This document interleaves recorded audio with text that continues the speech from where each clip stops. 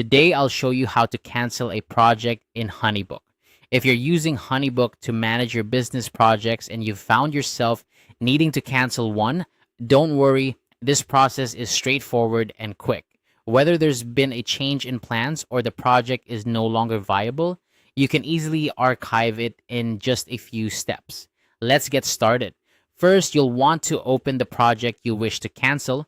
To do this, head over to your pipeline, which is essentially your project dashboard within HoneyBook. Your pipeline displays all of your current projects and their statuses, giving you a clear overview of what's on your plate. Scroll through your list or use the search function to locate the specific project you need to cancel. Once you find it, click on the project to open its details. Now that you have the project open, the next step is to change its stage. You'll find the current stage of the project in the details section. This is where HoneyBook tracks the progress of your project, with stages typically ranging from inquiry to completion. To cancel the project, you need to click on this current stage indicator. A drop-down menu will appear, showing you all the available stages you can move your project to. From the drop-down menu, you'll want to select Archived. Archiving a project in HoneyBook is akin to canceling it.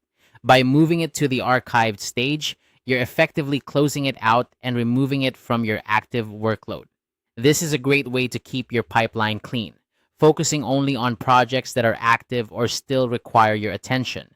Select Archive, and this will initiate the process of canceling your project. At this point, HoneyBook might prompt you to choose a reason for archiving the project. This is an optional step that helps you keep track of why certain projects were canceled, providing useful insights for future reference. Common reasons might include client cancellation, project delay, or perhaps a shift in priorities.